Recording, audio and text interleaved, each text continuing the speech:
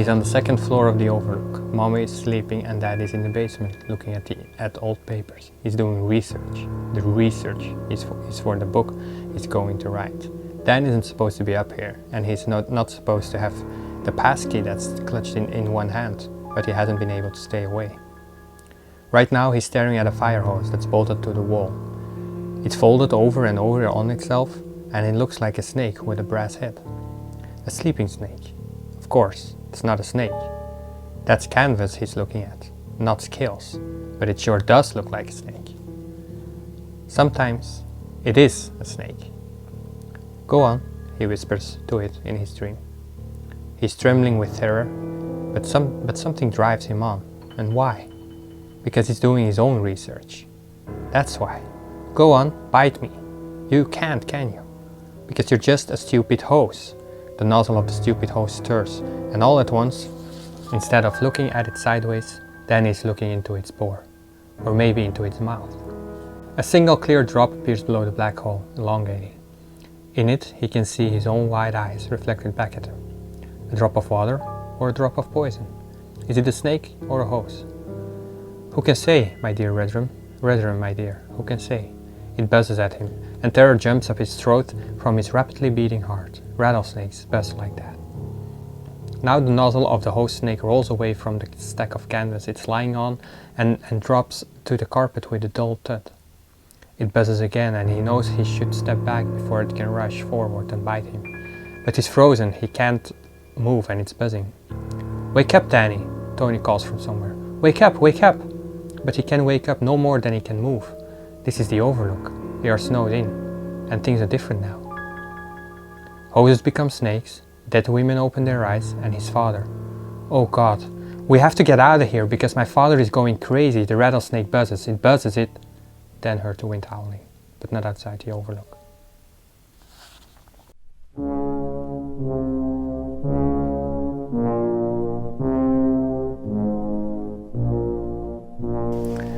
Hello everyone, my name is Hugo, welcome back to my channel. Sorry for maybe a weird intro, but I really love that part, and it kind of gives us the best of both worlds, The Shining and this book, Dr. Sleep. So that's what I'm going to do today. I'm going to review Dr. Sleep by Stephen King. I buddy read this with Emily from Emily Reads Books. I'll leave her link down below. Dr. Sleep, if you don't know, is the sequel to another Stephen King novel, The Shining. The Shining is written in the 80s, I believe, or in 79 or something. This is written in 2011, so there was a huge gap between. The story has also a huge gap between. We follow Dan Torrance, which is the kid from The Shining. So, warning, full spoiler for The Shining. I won't spoil it.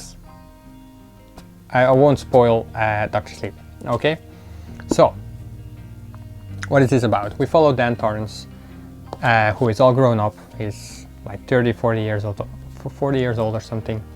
And we see him deal with with PTSD because he went through a lot as a kid. He saw his dad getting crazy, and his dad wanted to kill him.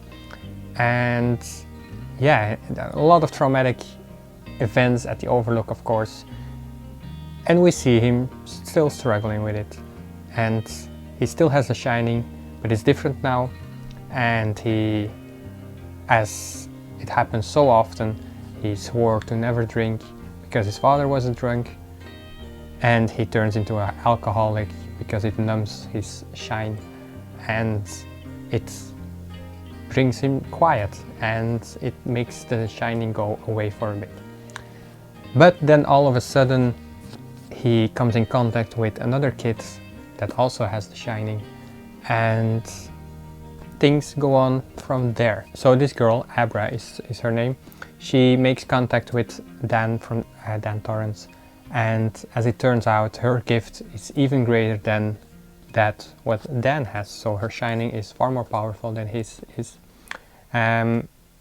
While Danny's Shining was also already a lot more powerful than most people, because we heard Dick Halloran say that, who is also someone with The Shining, and he told Danny that he was far more powerful, and now Danny finds someone that's far more powerful than him. However, her powers attract a group called the True Knots, who prey on kids with the Shining to get kind of their steam, and then they have like immortality in a way, and it develops from there. That's kind of the plot, without spoiling it. So now my review, right? So I have to say, the beginning was a bit weird for me. It took me a while to get into it, but after like 80 or something pages, it really took off, and I was really invested, and I'm glad I pushed through and I didn't DNF it, because the beginning was just like, I don't know, the vibes were weird. It was really different. That's another thing, the tone, excuse me, the tone is very different from that of The Shining. And yeah, The Shining is like this place that they can't leave, so you're constantly in the same spot and creepy stuff happens around them. Here it is more open, so everyone's in different places, so yeah, a lot of shit goes on, and the creepy stuff is different. There's not this constant threat from this place where they are, right? It's different. We have more actual villains than in The Shining. The villain was the Overlook, and I guess Jack Torrance, who got crazy because of the Overlook, right? So it's very different, which I really enjoyed, because I was worried, because I had no idea what it's about. I knew we would follow Dan Torrance, but I was worried it would try to cash off of the success of The Shining and be somewhat the same. Maybe Dan Torrance would have gone to another hotel, or not really an hotel, but a school or something like that, and then similar stuff happens. That was what I was worried about. But it wasn't, and it was its own thing, which is really good and refreshing. So I really loved this book. Without spoiling it, this is about all I can say. So again, with Stephen King, of course, I love Stephen King. His writing style is amazing. Here it was once again amazing. It was creepy, it was scary. Not his scariest book ever, but yeah, it was alright. And I really enjoyed it. So I really recommend it if you read The Shining. If not, read The Shining first, because otherwise what's the point? You can read this on its own, but why would you do that? So I gave it 4.5 out of 5 stars because of that beginning. All the rest I really enjoyed. And yeah, that's it. I want to keep my reviews shorter, and I'll leave it here. So I thank you for watching. Leave a like, comment if you read this, and I'll see you in the next one. Bye bye guys.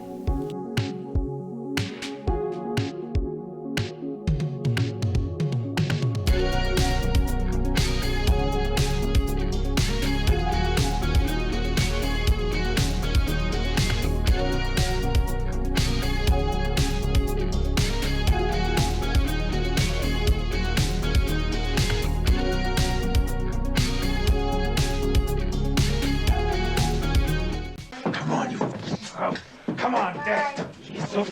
Come on. Ryan, are you ready? Well, one for Shelley. Shelley, Die. Ex-murder kill. All right, you just say turn over when you're ready.